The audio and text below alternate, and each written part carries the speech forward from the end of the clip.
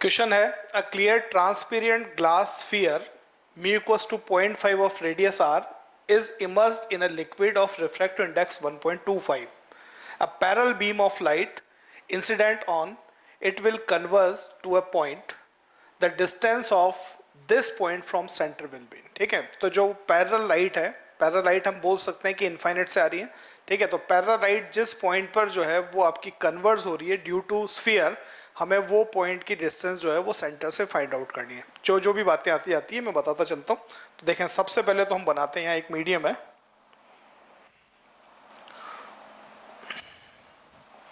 ये बेटा मैंने मीडियम बनाया.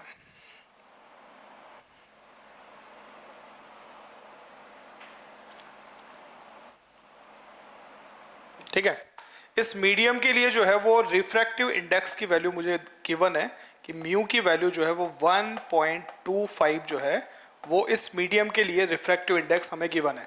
इस मीडियम के अंदर जो है वो एक स्फीयर रखा हुआ है.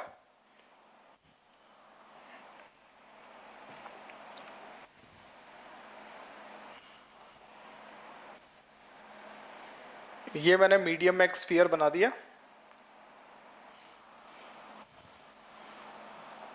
ये हम स्फीयर मान लेते हैं. ठीक है, अब हमें जो है यहाँ पर सबसे पहले मैंने एक प्रिंसिपल एक्सिस ड्रॉ की है. ये प्रिंसिपल एक्सिस, ये प्रिंसिपल एक्सिस जो इसके सेंटर से पास हो रही है.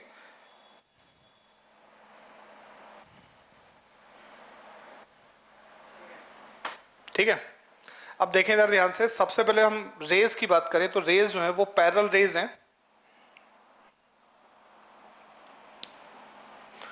ये इनफाइनाइट से रेज आ रही हैं क्योंकि पैरेलल वर्ड यूज में ले रहे हैं. पैरेलल का मतलब इनफाइनाइट से रेज जो है वो यहां पर इंसिडेंट हो रही है ऐसे.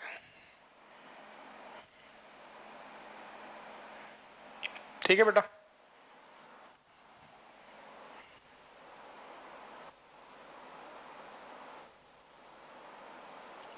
ये मैंने रेज बनाई है. अब सबसे पहले हम देखें कि रेज जो है वो कहाँ जा रही है. वो आपकी जो है रेयर मीडियम से डेंसर मीडियम में मूव कर रही है क्योंकि यहाँ पर म्यू की वैल्यू 1.25 है और जो आपको स्फीयर गिवन है, इस स्फीयर के लिए म्यू आपको गिवन है कितना है 1.5 जो है वो स्फीयर के लिए रिफ्रैक्टिव इंडेक्स की वैल्यू गिवन है. अब रेज जो है वो आपकी डेंसर मीडियम में अगर मूव करती हैं, रेयर टू डेंसर मीडियम अगर मूव कर रही है तो उस कंडीशन में हमें पता है कि ये रेज जो है वो कन्वर्ज हो जाएंगी और ये आपकी जो है टूवर्ड्स नॉर्मल शिफ्ट हो जाएंगी. ठीक है, तो अब देखें इधर ध्यान से. सबसे पहले तो हम बात करते हैं यहाँ पर कहाँ शिफ्ट होंगी है. तो मेरे पास फॉर्मूला है, फॉर्मूला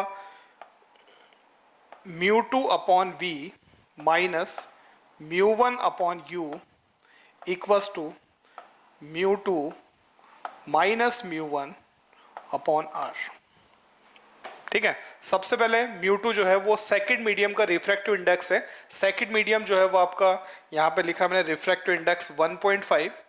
v मुझे फाइंड आउट करना है माइनस फर्स्ट मीडियम जो है उसके लिए दे रखा है यहाँ पर 1.25 और u इनफाइनाइट से रेज आ रही है, इनफाइनाइट इक्वल्स टू यहाँ लिखा मैंने 1.5 माइनस 1.25 अपॉन आर. अब बेटा थोड़ा सा आर का अपन देख लें. यहाँ पर सबसे पहले देखो, ये मान लेते हैं इसका सेंटर है.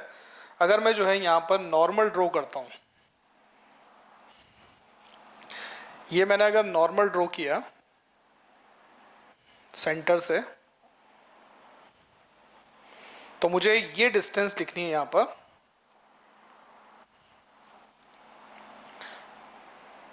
ये डिस्टेंस जो है वो है आर.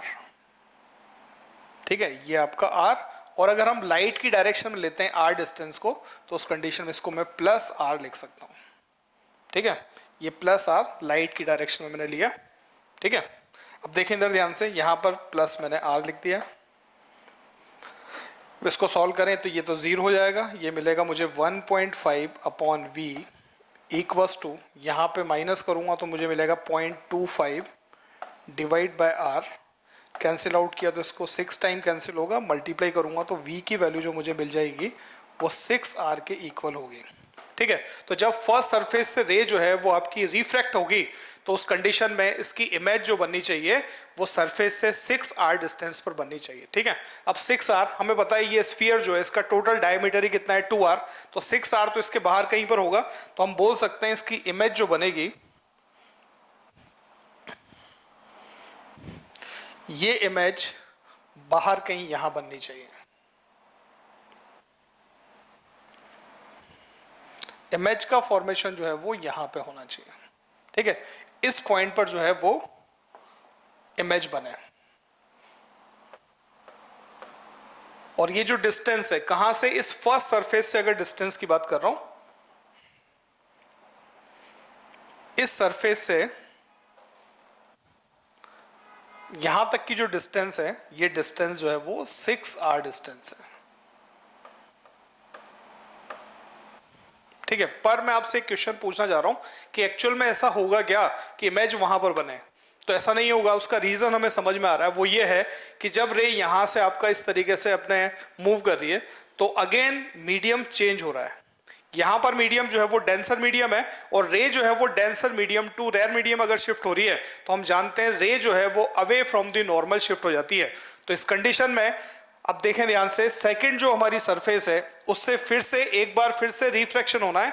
तो अगर रिफ्रैक्शन होता है तो कुछ इस तरह की कंडीशन बनती है। मान लें ये तो हुआ नॉर्मल, और एक नॉर्मल मैंने बना दिया इस जगह पर, यहां पर नॉर्मल, ठीक है।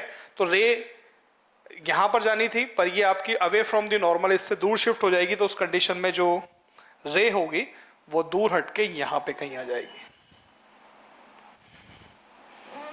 तो बेटा हम बोल सकते हैं कि जो फाइनल इमेज बनेगी वो फाइनल इमेज इस पॉइंट पे बनेगी। इसको मैंने आई डैश इसको मैंने बोला है। फाइनल इमेज इस पॉइंट पे बन जाएगी। यहां से रे आपकी आई, ठीक है, मीडियम चेंज हुआ, तो मीडियम चेंज हुआ और रे जो है वो जा रही है आपकी डेंसर मीडियम से रेयर मीडियम। तो उस कंडीशन में अवे फ्रॉम द नॉर्मल, इस नॉर्मल से दूर शिफ्ट हो गई और ये रे यहां पर आके इस पॉइंट पर कन्वर्ज हो जाती है, ठीक है। मुझे